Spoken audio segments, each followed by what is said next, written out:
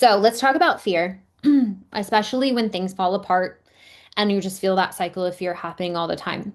That is not a predictor of the future. That is not, oh my God, bad things are going to happen. That is ego spiraling. I'm going to use the word dying just for our terms today, while also telling you guys that the ego doesn't actually die. It's essentially what your perfect metaphor. Oh my God, I've got it. Okay. Ego only has the power you give it.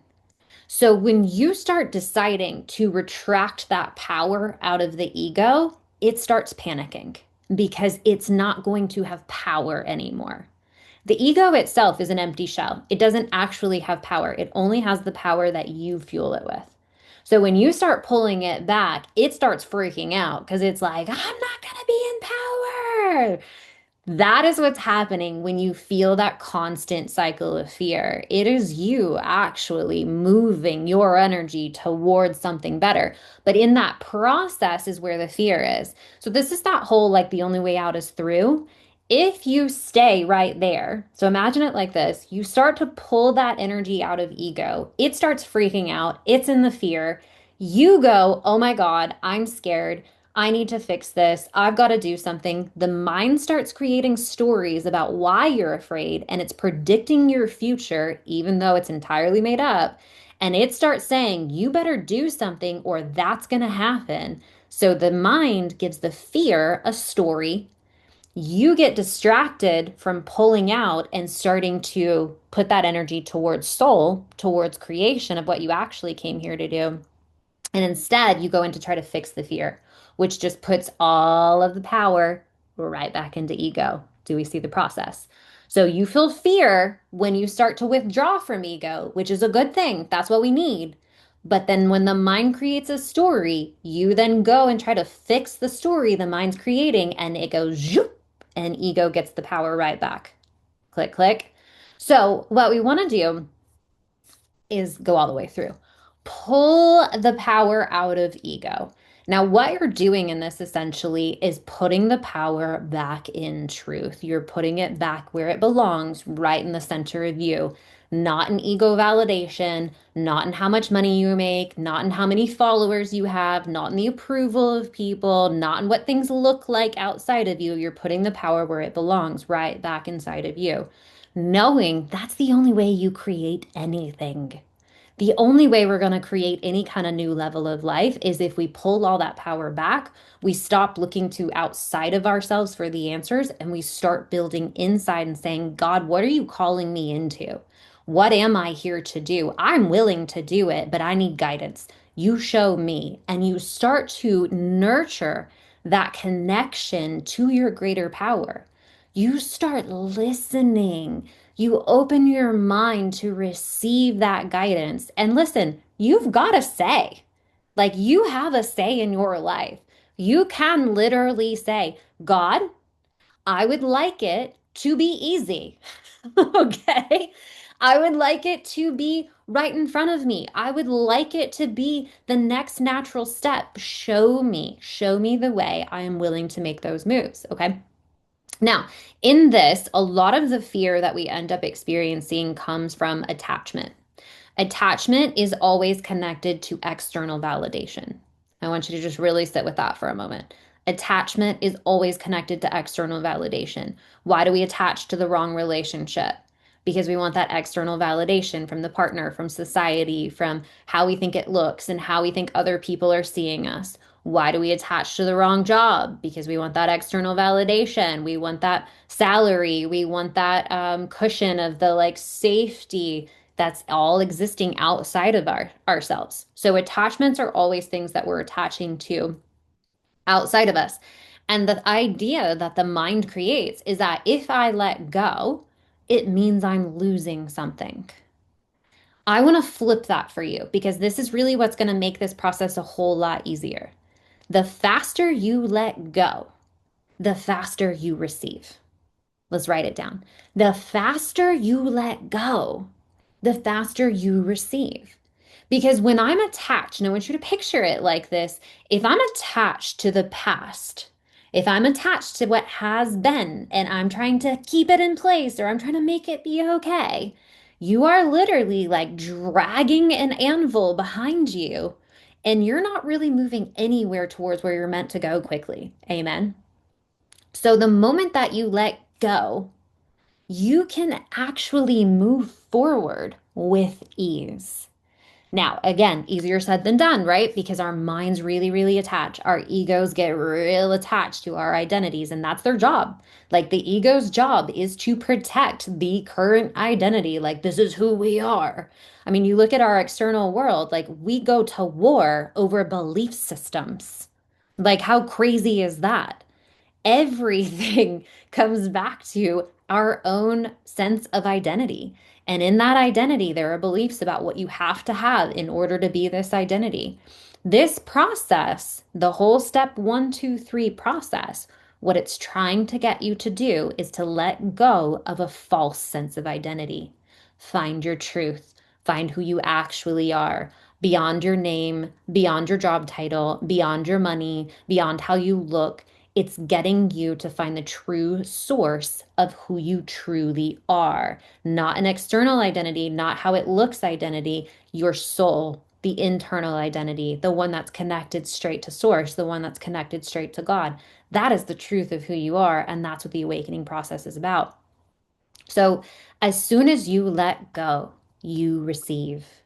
You cannot receive before you let go.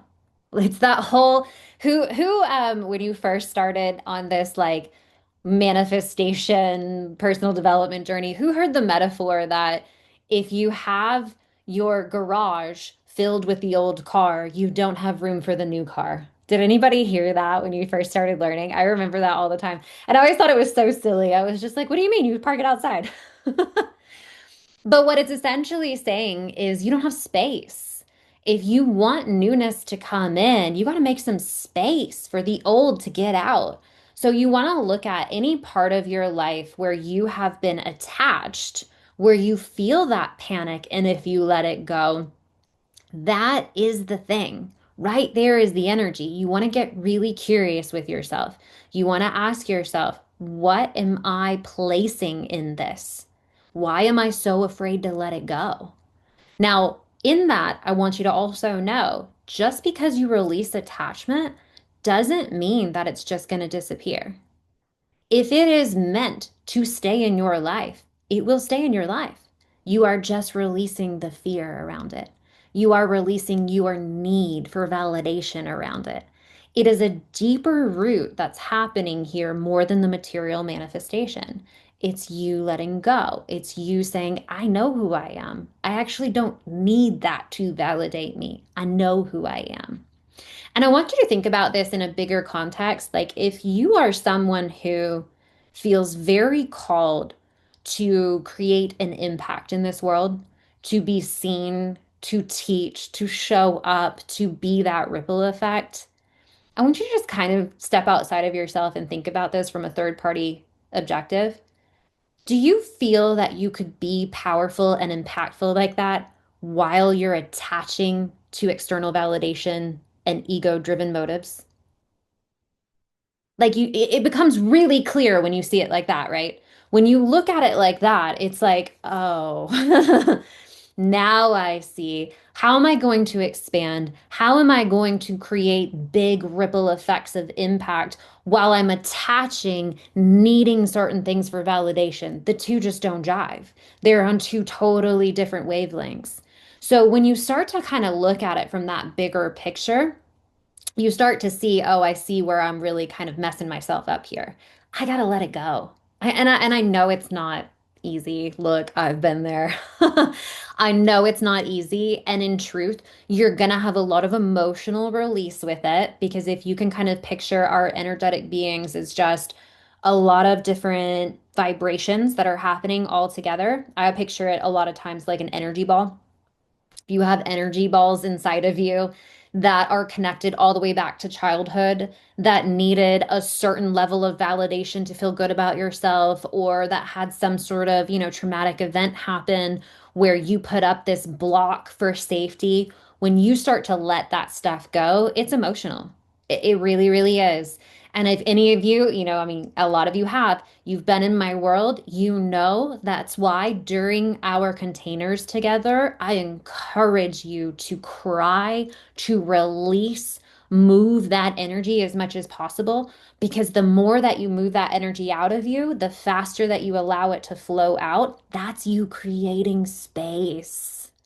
Right? So the more quickly we can move through it, through not attaching, through not trying to fix how we're feeling, the faster you get to that other side because you're clearing out that old muck. I did a video on Instagram a couple years ago, I think it was, where I took a glass of water and I put a bunch of dirt in it. And I was showing a physical or a visionary representation of what's happening inside of you.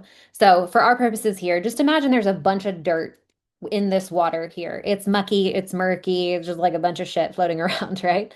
And then I took, don't mind my massive crystal, picture this as a clear glass of water. I took this clear glass of water and I poured it in. And the more I poured in that good, clear water, the more muck came spilling out. And the more I poured, the more it came out, the more it came out, the more it came out. Now, as you can imagine, when I did that first pour, a lot of muck came out, right? The majority of it came out. And then as I kept going, just slowly but surely, this entire glass became clear water, no more muck.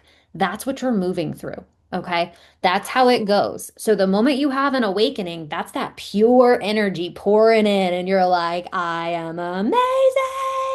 I feel so good because that good energy is coming in. And then it starts pushing up to the surface all of that lower vibrational energy that needs to go out. Do we get it? So it's tough for a time. It really, really is. And this is why having support and understanding the process is really helpful. But if you keep going, if you don't attach, if you don't try to fix, if you don't try to keep it all together, you move through it a lot faster. So you want to become hyper, hyper aware of your attachments. What am I holding on to with panic and fear? That is the very thing you've got to just let go of. And what's cool about it, the second you let go, as we said before, the second you let go, you receive.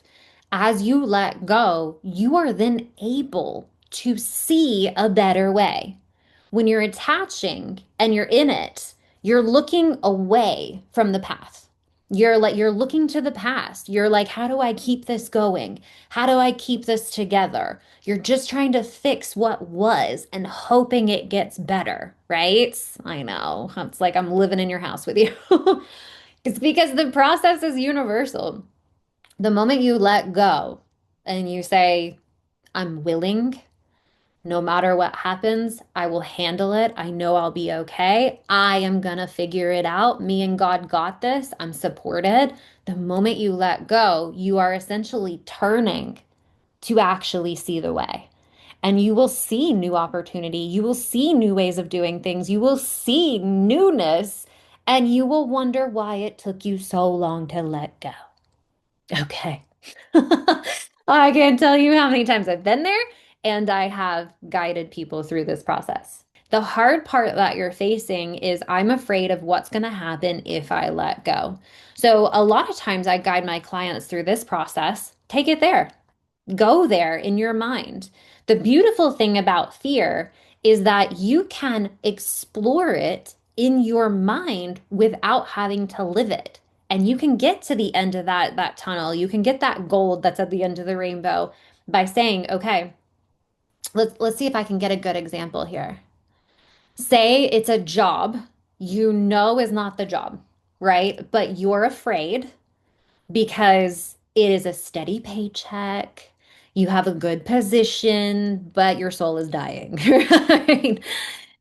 If you're afraid to let it go, okay? And you're attaching, you're holding on, which by the way, when you are meant to make a change, life will eventually force you to make that change, okay? So you can choose it ahead of time, or you can be forced into it. But let's say we're right here. You've been getting the intuitive nudges And now you've reached the emotional level where you're upset every day. There's a lot of fear happening. You're just really feeling it, right? Anger, irritation, frustration. You've hit the emotional level. At this point, you can say, okay, if I'm honest with myself, I know that I have been receiving a nudge to leave this job for a long time. What am I actually afraid of? And you can go there in your mind, play it out. Say, okay, I quit tomorrow. What's the worst that can happen? What is the absolute worst thing that you're afraid of? Go all the way there in your mind, play it out, and then ask yourself, okay, and then what would I do? And the answer to that, and then what would I do, is the move you gotta make right now. It's the simplest thing, but again, ego is strong, right? Ego's energy, especially around fear, it can suck you right back in. You're facing the fear at the mental level so that you don't have to play it out in physical reality. The more that you can face your fears in going there in your mind and playing it out, the less you have to actually live them in reality. Okay. So, in that example, say okay, you're like, I'm afraid to quit my job. Okay, why? What is the worst thing that can happen? Well, the worst thing that could happen is you go broke and you lose it all. Okay, cool. And then what would you do? Well, I guess I would figure out a way to make money. This time, I'm going to do it in a way that feels really good to me, not a way that's soul sucking, and I would build it all back up. Cool. Do that now. Do you see what I'm saying? Bring it now because that's your move. You don't have to quit the job tomorrow for you to start looking for something else that feels good to your soul and you can make money doing that. Do you see what I'm saying? Do it now because as you start to embody that version of you who would rebirth after the death, really, because that's what it is, isn't it? You take it all the way down in that, like everything got wiped out. What's going to happen? You're going to rebirth. So rebirth now without having to go through all of that. Rebirth now. Choose that version of you now. I would choose me. I would move from power. I would find something I loved. I would raise my standards. Do it now.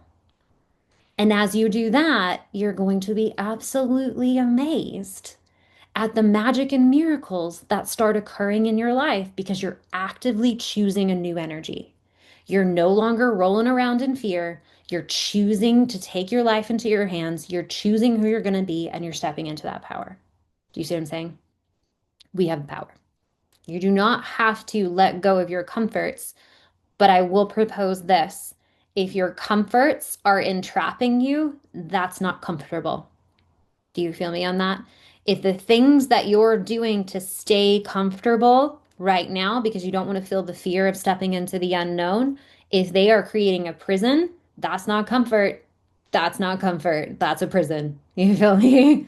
So, again, the process is all about finding your comfort, your stabilization, your identification, your validation in you. Because as you have it inside of you, do you see how that just completely frees you? You're no longer operating for the opinion and validation of things outside of you. You're no longer concerning yourself with the way that they think you should do it. You're now coming into your own sovereignty.